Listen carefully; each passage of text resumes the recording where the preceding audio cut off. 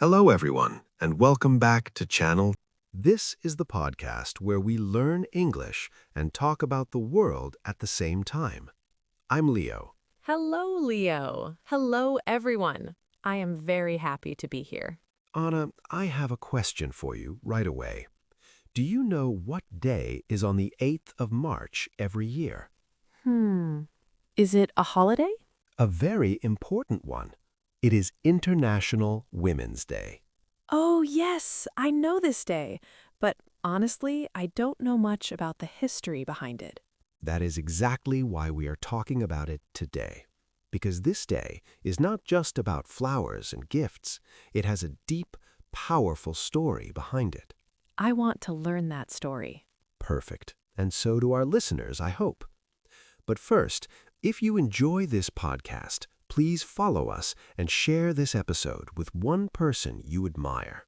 Today, especially, maybe share it with a woman who inspires you. Oh, I love that idea. So, Anna, let's start with a basic question. What does International Women's Day celebrate?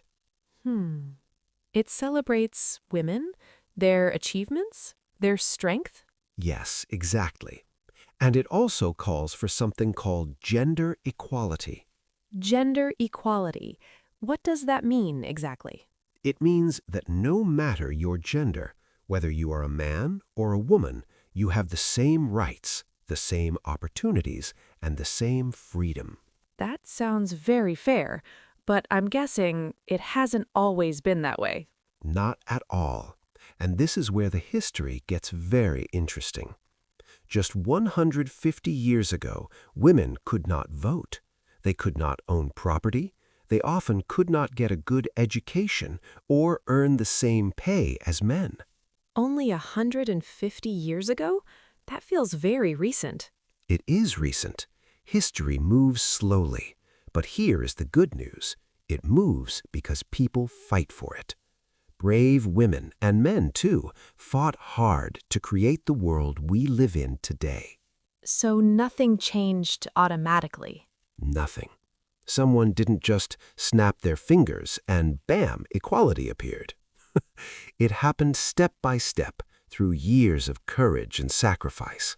Leo, can you tell me more about this history? How did things start to change? Let's go back in time. It's the late 1800s, and one of the biggest fights was for something called suffrage.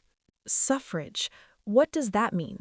Suffrage means the right to vote, and at that time, only men could vote. So every political decision, every law, every government choice was made entirely by men. Including laws that affected women? Including everything that affected women. And many women were very, very frustrated. One of them was a woman named Emmeline Pankhurst, Who was she? a brave and determined woman. In 1903, she formed a group called the Women's Social and Political Union.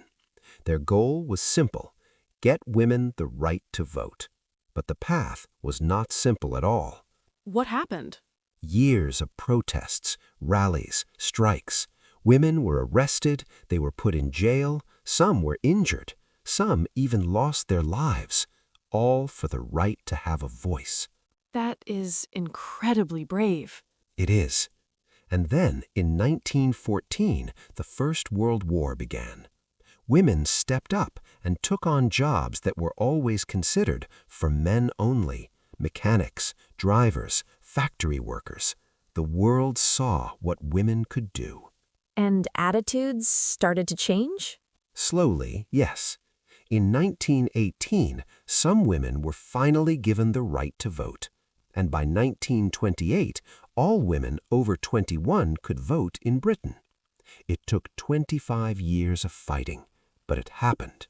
25 years. That is a long time. Real change always takes time, but it is possible. That is the lesson. So, Anna, fast forward to today. We've come a very long way, but we still have work to do. What kind of work? One big issue is stereotypes. Have you ever heard someone say, "You throw like a girl"? Yes, and I never liked that phrase. Me neither. It's a stereotype, a fixed, generalized idea about a group of people. And stereotypes are often not true, and they can be very damaging How so? because they put people in a box.